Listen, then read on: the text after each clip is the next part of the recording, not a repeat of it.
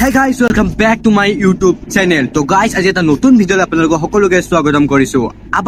আমাৰ অসমতো বোলে এবাৰ যেনেকৈ আপাৰ আছামত পানী আছিল, সেইটো ষ্টাইলত বোলে আমাৰ অসমতো পানী হ'বলৈ যায় আছে। ইমানে পানী হ'বলৈ যায় আছে য'ত এবাৰ আপাৰ আছামত যিবোৰ মানুহে নিজৰ ঘৰ এৰি ৰাস্তাত থাকিব লগা হৈছিল, গছৰ ওপৰত থাকিব লগা হৈছিল নিজৰ জান বচাবলৈ, নিজৰ কেৰিয়াৰ লাইফ বচাবলৈ, আৰু সেই মানুহখিনিয়ে ৰাতিটো গোটেই কাবাৰ নিজৰ ঘৰৰ ওপৰত নহয় ৰাস্তাৰ সেই ৰাতিতে ক'ত যাব লগা হৈছিল, য'ত গছৰ ওপৰত উঠিব লগা হৈছিল, নিজৰ জান বাচাবলৈ ক'ৰবাত যাব লগা হৈছিল। আৰু সেনেকৈ মানে আমাৰ অসমতো বোলে এনেকৈ পানী হ'বলৈ যাই আছে।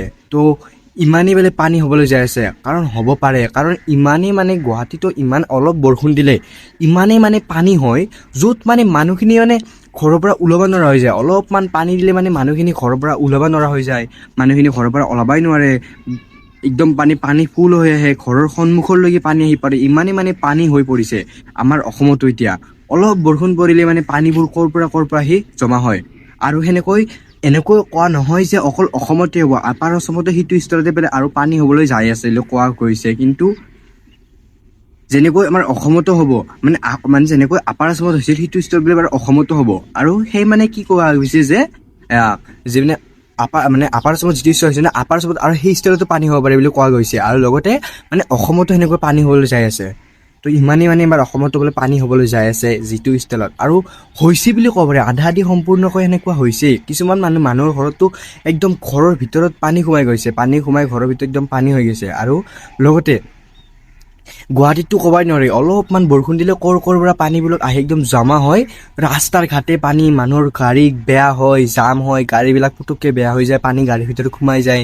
এনেকুৱা স্তৰত মানে পৰিস্থিতি হৈছে। আৰু এনেকৈ যদি বৰষুণ কেইদিনমান একেলগে হুৰহুৰাই বৰষুণ দিয়ে থাকে, এনেকৈ জাকত বৰষুণ, তেনেহ'লে আমাৰ অসমো সেই স্তৰত হ'বলৈ যাব, যিটো স্তৰত আপাৰ আছামত যেনেকৈ মানুহবিলাকে নিজৰ ঘৰ এৰি ক'ৰবাত থাকিব লগা হৈছিল, নিজৰ ঘৰৰ বস্তু কিমান লোকচান হৈছিল, ঘৰ ভাঙি গৈছিল, ক'ৰবাত থাকিব লগা হৈছিল, নিজৰ ঘৰ এৰি ৰাস্তাত থাকিব লগা হৈছিল। আৰু সেয়েহে আমি যিমান পাৰিছোঁ মানুহে মানুহক হেল্প কৰিছিলোঁ।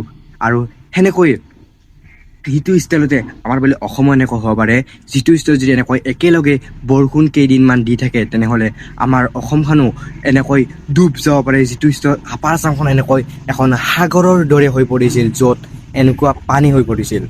তো সেই ষ্টাইলতে আৰু এইকেইদিন মানে বৰষুণ দি আছিল, ৰাস্তা ঘাটে ইমানেই পানী হৈ গৈছিল, মানে একদম আধা আধি পানী হৈ গৈছে। তো মই ক'ব বিচাৰোঁ যে এইবোৰ এনেকৈ নাহক, ভগৱানে আমি সকলোকে কৃপা ৰাখোঁ, বা যাতে এনেকৈ বৰষুণ নাহে বা এনেকৈ কেতিয়াও যেন নহয়।